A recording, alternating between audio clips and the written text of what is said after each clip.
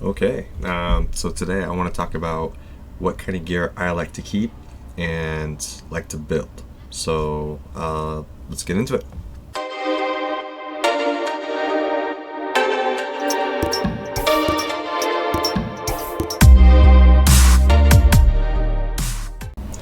Okay, so to start off, I want to talk about the sets. So this isn't going to be like a super in-depth video, but it's going to talk about just some of my favorite ones that I really invested into. So when I first started, I did a lot with the regular sets because they didn't have too many back then. You had the live set, the office set, crit rate set was pretty important back then. A lot of my characters had that. Also, speed obviously was I think number one. Crit damage is pretty good. So the ones I really the vampire one, that was really good for the actual unkillable teams, or not unkillable teams, but before unkillable. When you're trying to get 9 million per run, and all that kind of stuff. 20 million maybe if you really got some good characters. So I do use Frost set, so that's why I have quite a bit of that. But we're going to go down to Regeneration. That's a huge one that I really farm for. You get that in the Fire Knight, so if you can get a good Fire Knight auto team, go for as much Regeneration as possible. Immunity set, I haven't really experimented too much with that, but I do have quite a bit invested, so I know that's going to be a real, that's an important one. Shield set, that's a good one. That's something I used to farm in the beginning a lot too, because I was thinking maybe it was going to be great for arena, which it was back in the day. Now shields are great, but they're not overpowered. Relentless sets, I'm pretty picky on my relentless set because you get a lot of relentless gear. They just give it to you throughout the game if you do tournaments and quests and that kind of stuff. Savage obviously is Savage. I love Savage. That's what I put on my nukers, and I put it on Sir Nick too, so he can get some big shields when he hits. Same with Miscreant Monster. Stun sets are great. Stun sets are for wave crowd control. It's great to have if you're doing the Doom Tower and you're trying to get through some tricky content. Use those stun sets, and that will push through that content. Poison or Toxic. I have two of my two of my characters on my team for my unkillable comp, Deacon and Seeker. They both have a toxic set just because they need to put that additional damage on the clan boss. Provoke or taunting, I have that on my Krisk and my Brogni, and I also have it on Coroner, the big reindeer looking guy. I think where's he at? Right there, that guy. It's great to do some more CZ. So if you got someone who's a tank who's provoking, and then you have a stun set, that's great crowd control, and that's passive crowd control. You don't even need to have any moves. You just need to have someone that can do some AoE attacks. Like with Brogni, when they hit you, they can get provoked. So that's a pretty good one because he has that reflect. Avenging set, not interesting. Retaliation, not very interesting. Retaliation, I mean, you get masteries that you can get counterattack, so it's counterattack's good. It's just not a meta thing.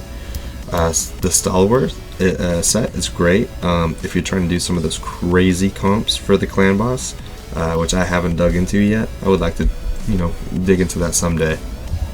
It'll come. It will come. I'll get some of those. I think I have the characters, like Mashald and Chris, but I don't have Valkyrie.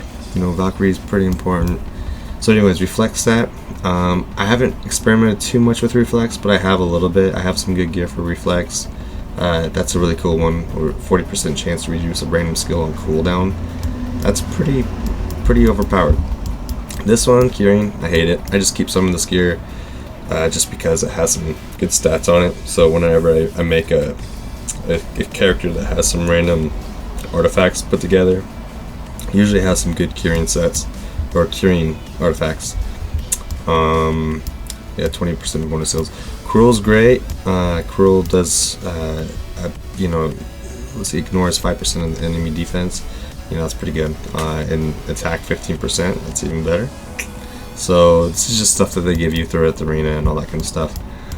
As you can see, I have a lot of gear that's not leveled up, so I haven't really went through my gear in a while. I'm almost to my limit of 1300, so I need to get on top of that before it gets too crazy. I mean, it is already kind of crazy. The divine sets. Oh, this one, Immortal's great. I put that when I have someone that is like a defense champion. You just want them to heal and get some of those HP percent boost on them. The divine sets are great. These are good for, you know, they put a shield on you at the beginning of a turn, but it only lasts a couple turns, 3 turns to be exact. So this is good to start off with, like the scarab, if you're trying to make sure that you don't get that counter attack from the scarab in the beginning of the turns. Swift parry, overpowered for arena. If you got some swift parry, good for you. I have only a couple. I don't even think I have a full set. So this is great. Chance for unkillable when hit with a fatal hit. That procs more than you think. That happens quite a bit. I'd say it's like an 80% chance. I hate fighting people with that thing on. A deflection set, it's great for, I think, Bommel. I think Bommel is the big one for the deflection.